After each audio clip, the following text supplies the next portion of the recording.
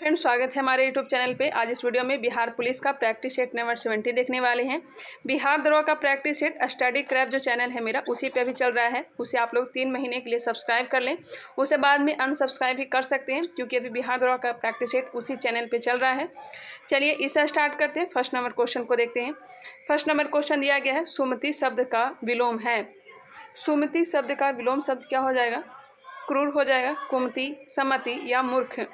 सुमति का विलोम शब्द हो जाएगा कुमति या कुबुद्धि हो जाएगा। ऑप्शन नंबर बी इसका राइट आंसर है।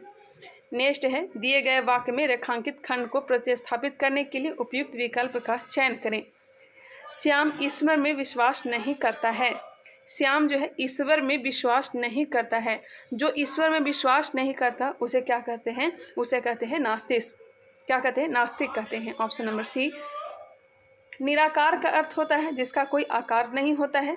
साकार उसे कहते हैं जिसका आकार या रूप हो। आस्तिक उसे कहते हैं जो ईश्वर में विश्वास रखता हो, और नास्तिक उसे कहते हैं जो ईश्वर में विश्वास नहीं रखता हो। नेक्स्ट है, सही वर्तनी वाले शब्द का चयन करें। आप लोग बिहार पुलिस का फॉर्म नहीं डाले हैं तो आप लोग जल्द से जल्द फॉर्म को डालें, क्योंकि अब टाइम बहुत ही कम है। सही वर्तनी वाले शब्द का चयन करें। बताइएगा इसका राइट आंसर क्या हो जाएगा? यह हो जाएगा उपरयुक्त। ऑप्शन नंबर बी जो है यह सही दिया गया है।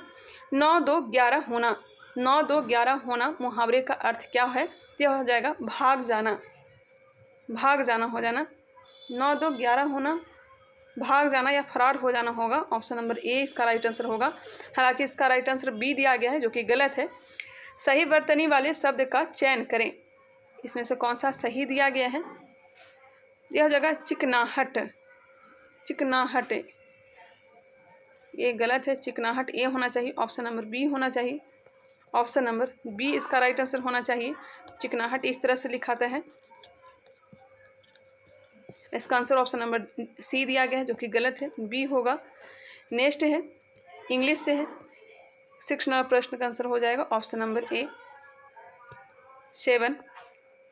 इसका राइट आंसर हो जाएगा ऑप्शन नंबर बी। इंग्लिश को खुद से देखने का प्रयास करिएगा।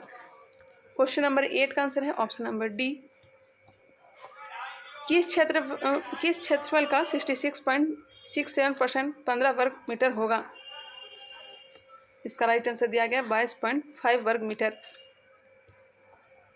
क्वेश्चन नंबर 10 जो कि मैथ से ही है, और इसका राइट आंसर है ऑप्शन नंबर ए। मैथ और इंग्लिश ये दोनों को देखने का प्रयास खुद से करिए। आप लोग का कमेंट आया था कि मैम मैथ को करवाइए, तो मैथ को करवाने के लिए टाइम भी चाहिए, और मैं आप लोगों को क्लियरली बता दूं कि मुझे मैथ उतना आता नहीं है, इसलिए आप लोग मैथ खुद से बनाने का प्रयास करें। ऐसा देश या राज्य जो बिना कर या बहुत कम कर को लागू करता है कहलाता है। ऐसा देश या राज्य जो बिना कर या बहुत कम कर को लागू करता है कहलाता है।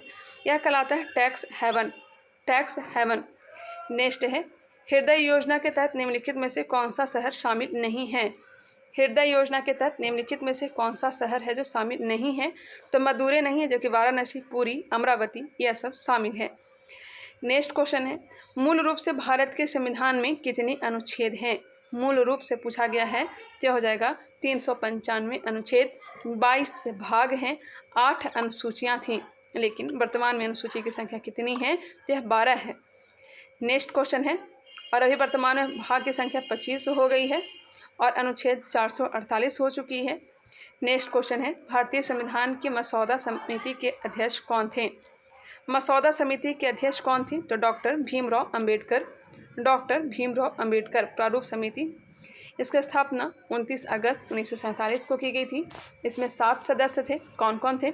अलादी कृष्णा स्वामी अय्यर थे, एन गोपाला स्वामी, भीमराव अंबेडकर, के एम मुंशी, मोहम्मद सादुल्ला, ये जो है डीपी खेतान, बीपी मित्तल, ये सब जो नाम आता है, ये सातों के सातों क्या हैं? तो यह प्रारूप समिति के सदस्य हैं। चलिए आगे बढ़ते हैं। ताजमहल का मुख्य वास्तुकार किसे माना जाता है? ताजमहल का निर्माण किसने करवाया था? तो शाहजहां ने। और इसका वास्तुकार माना जाता है अहमद लाहौरी को। अहमद लाहौरी को। और यह दिल्ली के लाल किले के भी वास्तुकार हैं। संगम साहित्य में निम्नलिखित में से किस राजवंश का उल्लेख नहीं किया गया है? संगम साहित्य में 3 वंश का चर्चा किया गया है, चेर, चोल और पांड वंश की राजधानी कहाँ थी? तो मदुरै थी। चेर वंश की राजधानी बज्जी या करूर थी। चोल वंश की राजधानी उरैर थी। चेर वंश का चिन्ह जो है यह हो जाएगा, चेर वंश का चिन्ह धनुष। पांड वंश का हो जाएगा मछली, पांड वंश का मछली, और चोल वंश का बाघ। तीन तरफ से समुद्र से घिरे एक भूभाग को किस रूप में जाना जाता है? तीन तरफ से पानी से घिरा हुआ भाग को क्या नाम से जानते हैं? तो यह जानते हैं प्रायद्वीप के नाम से। जैसे कि भारत का दक्षिण जो भाग है यह प्रायद्वीप कहलाता है। पश्चिमी घाट को किस नाम से जाना जाता है? पश्चिमी घाट को नाम किस नाम से? तो सह्याद्री के नाम से। सह्याद्री हिल्स भी कहा जाता है। यह भारत के पश्चिमी तट के साथ 16 किलोमीटर लंबी पर्वत श्रृंखला है। Option number B. Next question है, निम्न में से कौन सा विटामिन रक्त के थक्के के लिए जिम्मेदार है? रक्त के थक्के के लिए जिम्मेदार विटामिन के हो जाएगा फिलोक्विनोन। टेकोफिरॉल किसका हो जाएगा? तो विटामिन ई का। कैल्सीफेरॉल विटामिन डी का। अर्गो कैल्सीफेरॉल विटामिन D2 का। विटामिन सी का क्या हो जाएगा बताइएगा आप लोग कमेंट करके। विटामिन ए का हो जाएगा रेटिनॉल। विटामिन B1 का हो जाएगा थायमिन। विटामिन B3 का हो जाएगा नियासिन। चलिए आगे बढ़ते हैं। नेक्स्ट देखते हैं क्वेश्चन नंबर 21। गुर्दे की पथरी मुख्य रूप से निम्नलिखित में से किस यौगिक से बनती है? गुर्दे की जो पथरी होती है यह किसका बना होता है? तो कैल्शियम ऑक्जेलेट का। कैल्शियम ऑक्जेलेट का। Option number B. DNA double helix का वर्णन किसने किया? डीएनए डबल हेलिक्स का वर्णन किसने किया? तो जेम्स वाटसन और फ्रांसिस क्रिक दोनों के द्वारा। जेम्स वाटसन और फ्रांसिस क्रिक के द्वारा। Option number D. डीएनए की खोज किसने की है? आप लोग बताइएगा डीएनए की खोज किसने की है? निम्नलिखित में से अदिश राशि चुने। इसमें से अदिश राशि कौन सा है जिसमें दिशा ना हो, सिर्फ परिमाण हो? इसका राइट आंसर हो जाएगा काम, वर्क। ये जो है अदिश राशि है, जबकि त्वरण, वेग, बल यह सब सदिश राशि है। समय भी जो है अदिश राशि है। आयतन भी क्या है? अदिश राशि है। आगे बढ़ते हैं। नेक्स्ट क्वेश्चन है, निम्नलिखित में से कौन सबसे कठोर धातु है? सबसे कठोर धातु यह है टंगस्टन। टंगस्टन में उच्चतम गलनांक बिंदु और सभी धातुओं का सबसे कम वाष्प दबाव होता है और 1650 डिग्री सेल्सियस से अधिक तापमान पर उच्चतम तन्य शक्ति होती है। टंगस्टन मुख्य रूप से दो प्रकार के खनिज वोल्फ्रामेट और स्कीलाइट से निकाला जाता है। वोल्फ्रामेट और स्कीलाइट से टंगस्टन को निकाला जाता है। स्विचिंग डिवाइस के रूप में माइक्रो प्रोसेसर किस पीढ़ी के कंप्यूटर के लिए है? स्विचिंग डिवाइस के रूप में माइक्रो प्रोसेसर किस पीढ़ी की कंप्यूटर के लिए है? यह हो जाएगा चौथी पीढ़ी। ऑक्सीकरण प्रक्रिया के दौरान इलेक्ट्रॉनों की होती है। ऑक्सीकरण प्रक्रिया के दौरान इलेक्ट्रॉनों की क्या होती है? यह होती है क्षति होती है। ऑक्सीकरण वह रासायनिक प्रक्रिया है जिसके फलस्वरूप किसी तत्व या यौगिक में विद्युत ऋणात्मक परमाणुओं का अनुपात बढ़ जाता है अथवा किसी यौगिक में विद्युत धनात्मक परमाणुओं का अनुपात कम हो जाता है। ऑक्सीकरण वह प्रक्रम है जिसमें पदार्थ के इलेक्ट्रॉन कम हो जाते हैं। ऑप्शन नंबर बी इसका राइट आंसर है। नेक्स्ट है, यूवी स्पेक्ट्रोमीटर द्वारा किस प्रक्रिया का अध्ययन किया जाता है? यूवी स्पेक्ट्रोमीटर द्वारा किस प्रक्रिया का अध्ययन किया जाता है? तो अध्ययन किया जाता है इलेक्ट्रॉनिक का। जो परत यूवी विकिरणों के हानिकारक प्रभावों को जीवन को बचाता है उसे कहते हैं। बिल्कुल इजी क्वेश्चन। और यह हो जाएगा ओजोन परत, जो कि समताप मंडल में पाया जाता है। पृथ्वी की सतह से लगभग 15 और 35 किलोमीटर के बीच में यह पाया जाता है। नेक्स्ट क्वेश्चन चलते हैं। निम्नलिखित में से किस राज्य सरकार ने स्वतंत्रता सेनानियों के गांव के विकास के उद्देश्य से शहीद ग्राम विकास योजना की स्थापना की?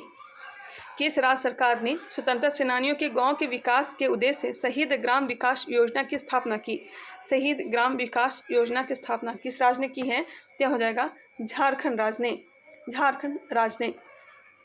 झारखंड सरकार ने राज्य में स्वतंत्रता सेनानियों के गांव के विकास के उद्देश्य से शहीद ग्राम विकास योजना की शुरुआत की है। इसे उली हातू गांव स्वतंत्रता सेनानी बिरसा मुंडा के जन्म स्थान से आरंभ किया था।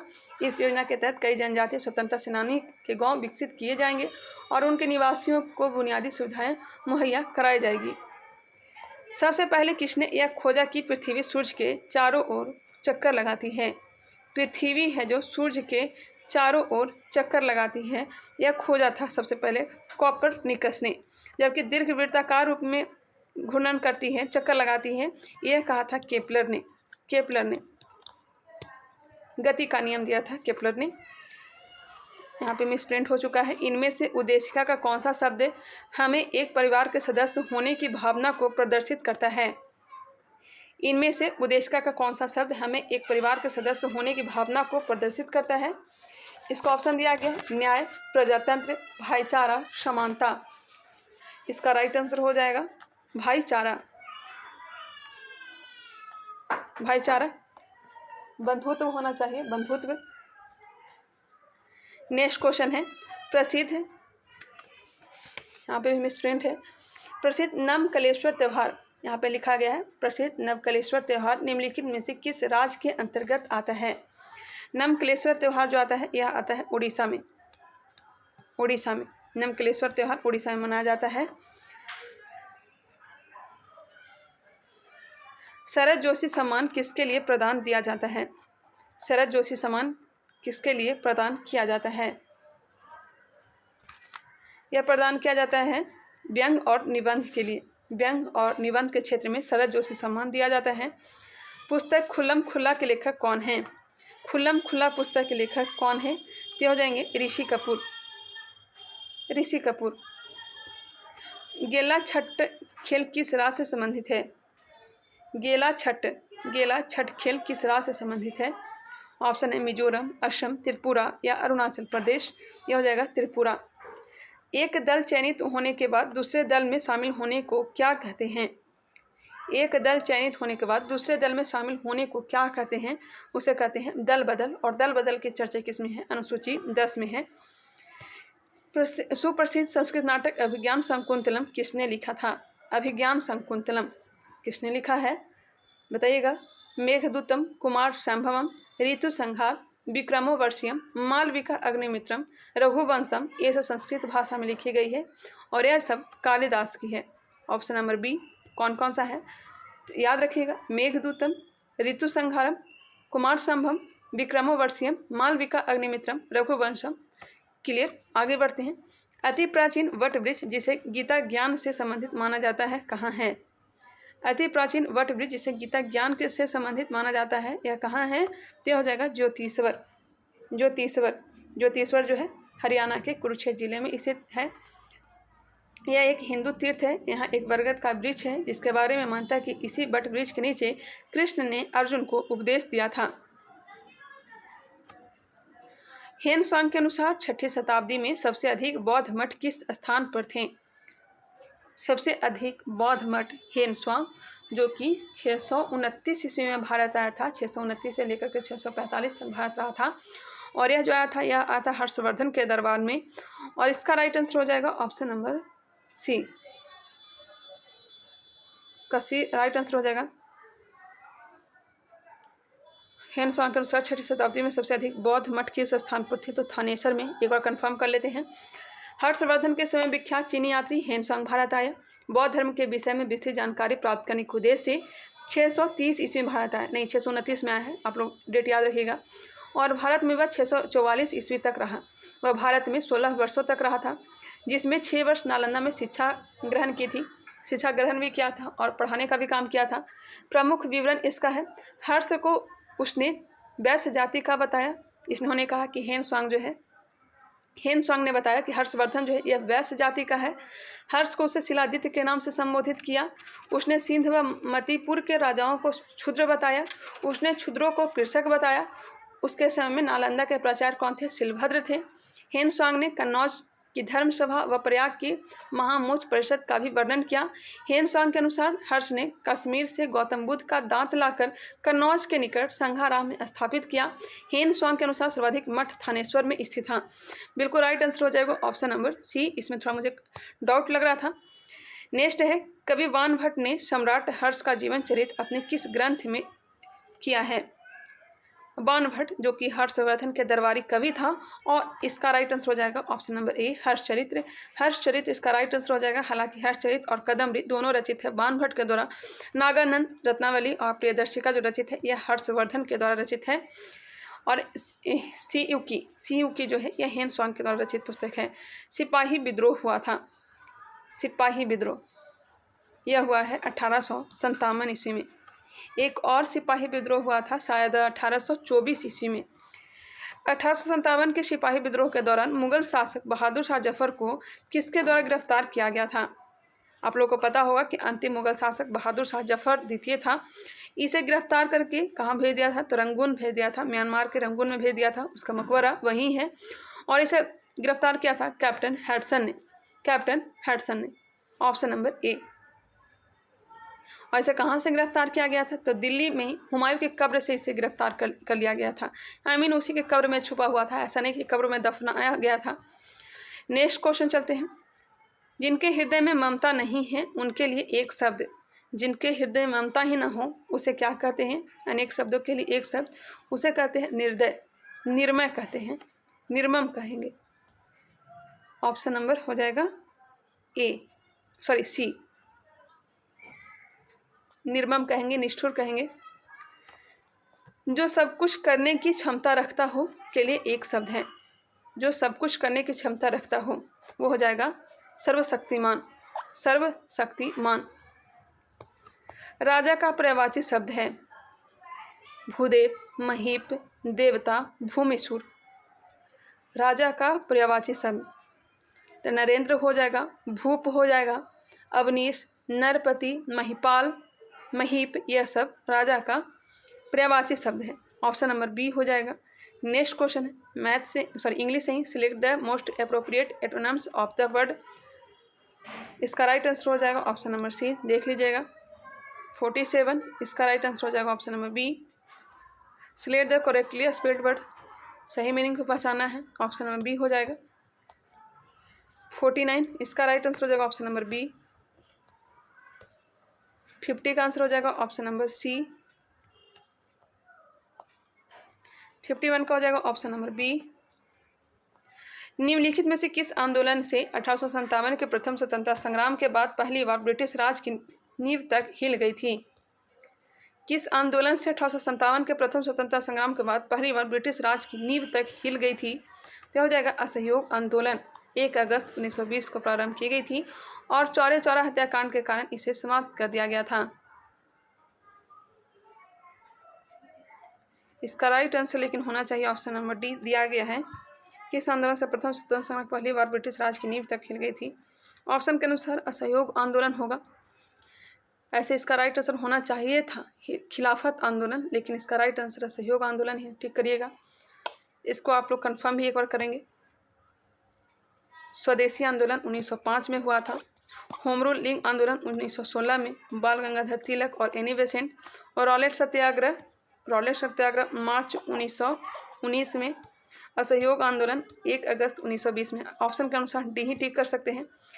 चर्बी लगे कारतूस का प्रयोग से इनकार करने वाला पहला भारतीय सिपाही कौन था? बहुत ही फेमस नाम, मंगल पांडे, जो कि 34वें रेजिमेंट में एक सिपाही थे। Question number 54। राम सेतु निम्नलिखित में से किस जल डमरू मध्य में स्थित है? राम सेतु भारत और श्रीलंका के बीच में है। यह पाक जल डमरू मध्य, राम सेतु जो है पाक जल डमरू मध्य में स्थित है। मध्य भारत में मध्य प्रदेश राज्य से होकर गुजरने वाली पर्वत श्रृंखला है। मध्य भारत में मध्य प्रदेश राज्य से होकर के गुजरने वाली पर्वत श्रृंखला यह हो जाएगा विंध्य पर्वत श्रृंखला, विंध्य पर्वत श्रृंखला। 56 का आंसर हो जाएगा ऑप्शन नंबर सी। मैथ भी है 57, option number D. Bihar police के लिए मैथ भी इम्पॉर्टेंट है, हालांकि बिहार दरोगा में भी क्वेश्चन आते हैं मैथ से। 59, select the correctly spelled word, meaning सही चुनना है, ऑप्शन नंबर ए हो जाएगा। 60 का आंसर हो जाएगा ऑप्शन नंबर सी। इसका पीडीएफ आप लोग को टेलीग्राम चैनल पे दे दिया जाएगा।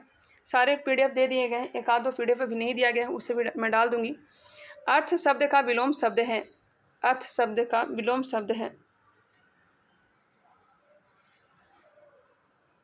तो हो जाएगा अर्थ का अर्थ होता है नवीन या नया, और इसका विलोम शब्द हो जाएगा इति या अंत, इति या अंत।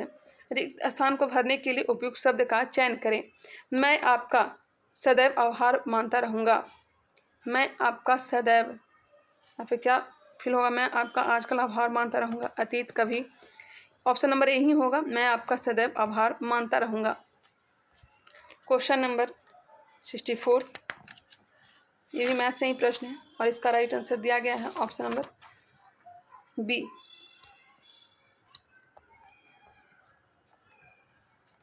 65 का आंसर हो जाएगा option number D. Select the most appropriate meaning the given idiom, और इसका राइट आंसर हो जाएगा 66 का option number B. Alfred Nobel का संबंध किसके आविष्कार से है? एल्फ्रेड नोबेल का संबंध किसके आविष्कार से है? तो हो जाएगा डायनामाइट। निम्न किस खेल के साथ विबलंडन संबंधित है? विबलंडन का संबंध किस खेल के साथ विबलंडन संबंधित है? निम्न किस खेल के साथ विबलंडन संबंधित है? तो यह हो जाएगा लॉन टेनिस से, लॉन टेनिस से संबंधित है। सूची 1 को सूची 2 के साथ मिलान करिए, लगता है पुस्तक दिया गया है। राज तरंगिणी, जिससे जानकारी मिलती है कश्मीर के इतिहास की जानकारी, राज तरंगिणी, और इसकी रचना कल्हण ने किया है।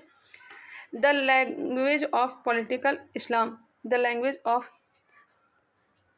पॉलिटिकल इस्लाम इन इंडिया, इसका लेखक कौन है? यह हो जाएगा Muzaffar Alam, Muzaffar Alam. The agrarian system of Muslim India, the agrarian system of Muslim India, और इसके लेखक हैं W Moreland. Why I am an atheist, why I am an atheist, question थोड़ा हार्ड है और इसका राइट आंसर हो जाएगा ऑप्शन नंबर 2, भगत सिंह। राज तरंगिणी का कल्हण हो जाएगा। एक बार फिर से इसे मिलान करने का प्रयास करिएगा, हो सके क्वेश्चन पूछ दिया जा सके। इसका राइट आंसर हो जाएगा option number A, option number A इसका राइट आंसर दिया गया है।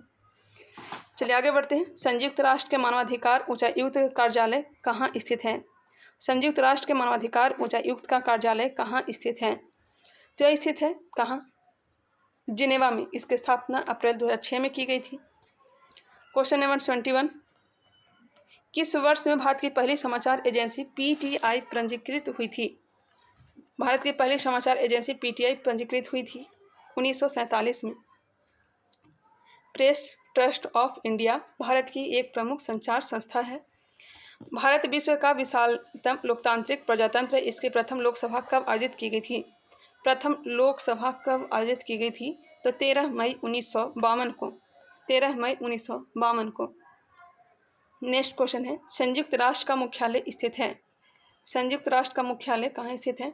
इसकी स्थापना, संयुक्त राष्ट्र संघ की स्थापना 24 अक्टूबर 1945 को किया गया था। इसका मुख्यालय न्यूयॉर्क में स्थित है, न्यूयॉर्क में। इसमें 5 अस्थायी सदस्य होते हैं जो कि अमेरिका, रूस, ब्रिटेन, फ्रांस और चीन है, और 10 अस्थायी सदस्य होते हैं। इसका निर्वाचन महासभा अपने 2/3 बहुमत से 2 वर्षों के लिए करती है। A century is not enough, a century is not enough निम्नलिखित में से किस क्रिकेटर की आत्मकथा है? तो हो जाएगा सौरभ गांगुली की, सौरभ गांगुली की। यह दादा के नाम से जाना जाता है। फीफा कप किस खेल से संबंधित है? फीफा कप, फीफा कप का संबंध फुटबॉल से है। बाण भट्ट ने कौन सी पुस्तक की रचना की है? तो हर्षचरित और कादम्बरी, आगे ही हमने चर्चा कर लिया है। नेक्स्ट है, किस यूएन एजेंसी का मुख्यालय पेरिस में है? किस यूएन एजेंसी का मुख्यालय पेरिस में है?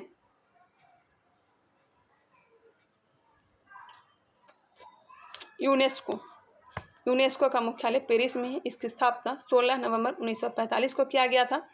ILO की स्थापना 11 अप्रैल 1919 को किया गया था, और ILO का जो मुख्यालय हो जाएगा, ILO का मुख्यालय जिनेवा में। निम्न में से कहाँ पर विश्व का सबसे बड़ा यूरेनियम रिजर्व है? विश्व का सबसे बड़ा यूरेनियम रिजर्व यह होना चाहिए ऑस्ट्रेलिया में, ऑस्ट्रेलिया में। और सबसे बड़ा यूरेनियम का जो भंडार भारत में है। विश्व का सबसे बड़ा यूरेनियम भंडार जो है यह भारत में ही है, और यह आंध्र प्रदेश में है। खेल पद बटरफ्लाई स्ट्रोक संबंधित है, खेल पद बटरफ्लाई स्ट्रोक संबंधित है। यह हो जाएगा तैराकी से, तैराकी से। तैराकी के प्रमुख खेल शब्दावली front crawl, breast stroke, spring board, twist, butterfly, जेन, स्ट्रोक, बैंक स्ट्रोक, यह सब संबंधित हैं। अजय यात्रा का संबंध किस खेल से है? अजय रात्रा का संबंध किस खेल से है या क्रिकेट से है? पैरालंपिक गेम्स में रजत पदक जीतने वाली प्रथम भारतीय महिला कौन है? पैरालंपिक गेम्स में रजत पदक जीतने वाली प्रथम भारतीय महिला दीपिका मलिक। न्यूटन का पहला गति नियम संकल्पना देता है। न्यूटन की गति का पहला नियम यह जगह जड़त्व की। पहिए में बॉल बेयरिंग का काम है। पहिए में बॉल बेयरिंग लगाया जाता है, इसका काम क्या है? तो गतिज ऊर्जा को लोटनी घर्षण में बदलना, घर्षण को बढ़ाना, स्थैतिक घर्षण को गतिज ऊर्जा में बदलना। इसका राइट आंसर आप लोग बताएंगे, इसका राइट आंसर क्या होना चाहिए? स्थैतिक घर्षण को गतिज घर्षण में बदलना, गतिज घर्षण को लोटनी घर्षण में बदलना। ऑप्शन नंबर बी ही इसका राइट आंसर होगा। नेक्स्ट क्वेश्चन है क्वेश्चन नंबर 84। क्रिकेट की गेंद को किस कोण से मारा जाना चाहिए ताकि वह अधिकतम क्षैतिज दूरी तक जा सके? बिल्कुल इजी क्वेश्चन, 45 डिग्री के कोण से। 45 डिग्री के कोण से। अधिकतम दूरी के लिए 45 डिग्री और अधिक ऊंचाई के लिए 90 डिग्री। जब कार एक मोड़ लेती है तो वह कौन सा बल है जो हमें बाहर की ओर धक्का देता है? वह कौन सा है? वह बल हो जाएगा अपकेंद्री बल। अपकेंद्री बल जो होता है यह बाहर की ओर धक्का देता है, जैसे कि वॉशिंग मशीन, मक्खन निकालने वाली जो मशीन है वो भी क्या है? तो अपकेंद्री का उदाहरण है। निम्नलिखित में से कौन सा एक ऐसा यूनिटों में एक इकाई चुंबकीय ध्रुव की सही व्याख्या करता है? यह एक ध्रुव है जिसे जब वायु में बराबर के और समान ध्रुव से 1 मीटर की दूरी पर रखा जाता है तो यह इसे 1 न्यूटन के बल से प्रतिकर्षित कर देता है। 87 को देख लेंगे। नेक्स्ट है, स्याही के प्रवाह के लिए किस या किन तरह के पेन गुरुत्व के साथ साथ कोशिका क्रिया का प्रयोग करता है? स्याही के प्रवाह के लिए किस या किन तरह के पेन गुरुत्व के साथ साथ कोशिका क्रिया का प्रयोग करता है?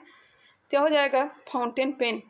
फाउंटेन पेन, स्याही वाले फाउंटेन पेन को जब अंतरिक्ष में ले जाया जाता है तो उसे स्याही का स्राव हो जाता है। अंतरिक्ष में ही नहीं, अगर आप लोग एरोप्लेन से अगर सफ़र करेंगे तो पेन को लेकर के जाएंगे तो सारा का सारा इंक जो है बाहर निकल आएगा। यू ट्यूब में दोलायमान द्रव स्तंभ की गति किस प्रकार होती है? यू ट्यूब में दोलायमान द्रव स्तंभ की गति किस प्रकार होती है? तो होती है सरल आवर्त और आवर्त का द्रव के घनत्व पर आश्रित। भूविज्ञान की वह शाखा जिसमें डायनासोर का अध्ययन किया जाता है। भूविज्ञान की वह शाखा जिसमें डायनासोर का अध्ययन किया जाता है किसकी एक शाखा है? तो यह जो शाखा हो जाएगा जीवाश्म विज्ञान का। जीवाश्म विज्ञान का पैलेंटोलॉजी। Question number 90। ओह, मिसप्रिंट हो चुका है यहाँ पे। 99 क्वेश्चन सुनिएगा। 99 प्रश्न पहले सुनिए। खालिस्तान एक विज्ञान की शाखा है जिसके अंतर्गत जीवित एवं जीवाश्म दोनों रूपों में पौधे के परागण, बीजाणुओं और कुछ सूक्ष्म, एक मिनट इसे मैं हटा ही देती हूँ। क्वेश्चन सुनिएगा। एक विज्ञान की शाखा है जिसके अंतर्गत जीवित एवं जीवाश्म दोनों रूपों में पौधे के परागण, बीजाणुओं और कुछ सूक्ष्म पलवक के जीवों से संबंधित अध्ययन किया जाता है? कौन सी एक विज्ञान की शाखा है जिसके अंतर्गत जीवित एवं जीवाश्म दोनों रूपों में पौधों के परागण, बीजाणुओं और कुछ सूक्ष्म पलवक के जीवों से संबंधित अध्ययन किया जाता है? ऑप्शन सुनिएगा। Palaeobotany, ethnobotany, dendrology, palynology. इसका राइट आंसर हो जाएगा option number D, palynology. Palynology. आगे है 91 नंबर। पौधे की कोशिका भित्ति किससे बनी होती है? पौधे की कोशिका भित्ति किससे बनी होती है? गौर से सुनिएगा क्योंकि यहाँ पे मिसप्रिंट हो चुका है, बुक में ही मिसप्रिंट था। पौधे की कोशिका भित्ति किससे बनी होती है? ऑप्शन है लाइकोप्रोटीन, कार्बोहाइड्रेट, सेलुलोज या फिर लिपिड्स। इसका राइट आंसर हो जाएगा सेलुलोज। कोशिका भित्ति सेलुलोज की बनी होती है। नेक्स्ट है, अस्थि खनिज युक्त ठोस संयोजी ऊतक है। अस्थि खनिज युक्त ठोस संयोजी ऊतक है। इसका अनम आधात्री खालिस्तान तंतु एवं कैल्शियम लवण युक्त होता है जो अस्थि की मजबूती प्रदान करता है। यह हो जाएगा कोलेजन। एक बार फिर से सुनिएगा। अस्थि खनिज युक्त ठोस संयोजी ऊतक है। इसका अनम आधात्री कोलेजन तंतु एवं कैल्शियम लवण युक्त होता है जो अस्थि को मजबूती प्रदान करता है। लेवल थोड़ा हार्ड है। नेक्स्ट है, खाली स्थान की रचना लंबी रेशेदार प्रोटीन जैसे तंतु से होती है जो मांसपेशियों के सिकुड़ने या फैलने से एक दूसरे पर सरकती है। इसका राइट आंसर हो जाएगा ऑप्शन नंबर बी, सार्कोमस। सार्कोमस की रचना लंबे रेशेदार प्रोटीन जैसे तंतु से होती है जो मांसपेशियों के सिकुड़ने या फैलने से एक दूसरे पर सरकती है। क्वेश्चन नंबर 94, दृढ़ संयोजी ऊतकों द्वारा कंकाल से जुड़ी रहने वाली मांसपेशियां कहलाती है। यह मांसपेशियां क्या कहलाती है? क्या कहलाती है? नसें। दृढ़ संयोजी ऊतक द्वारा कंकाल से जुड़ी रहने वाली मांसपेशियां क्या कहलाती हैं? तो इसका राइट आंसर दिया गया है ऑप्शन नंबर सी, नसें दिया गया है। इसका डिटेल हम लोग देख लेते हैं। ऑप्शन नंबर सी इसका राइट आंसर हो जाएगा। नेक्स्ट क्वेश्चन है क्वेश्चन नंबर 95, इमल्सन किससे मिलकर बना होता है? इमल्सन किससे मिलकर बना होता है? पायस जो है किससे मिलकर बना होता है? तो यह बना होता है दो द्रव से, दो द्रव से। ऑप्शन नंबर सी।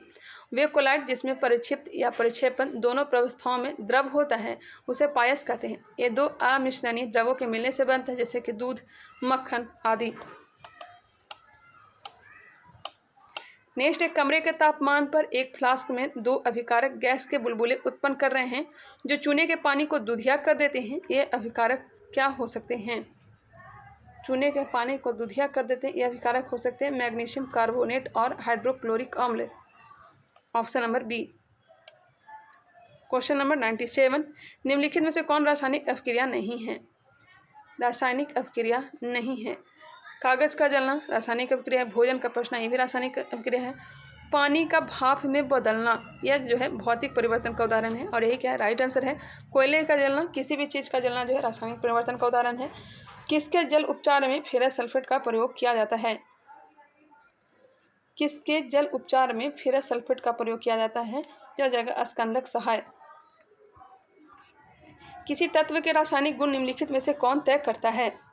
किसी तत्व के रासायनिक गुण निम्नलिखित में से कौन तय करता है? तय करता है इलेक्ट्रॉन की संख्या, इलेक्ट्रॉन की संख्या। नेक्स्ट है मैथ से और इसका राइट आंसर है ऑप्शन नंबर सी। चलिए 100 क्वेश्चन को हमने कंप्लीट कर लिया। इसका पीडीएफ आप लोग को टेलीग्राम चैनल एजुकेशन ब्रांच वैकाल शर्मा वहाँ आप लोग को दे दिया जाएगा। बिहार दरोगा का भी प्रैक्टिस सेट आप लोग का चल रहा है। स्टडी क्रैप जो चैनल है उसी पे कौटिल्य जीएस का भी चल रहा है। इसके साथ साथ ज्ञान बिंदु जीएस एकेडमी का भी प्रैक्टिस सेट आप लोग को मिल जाएगा। मिलते हैं नेक्स्ट वीडियो में, तब तक के लिए धन्यवाद।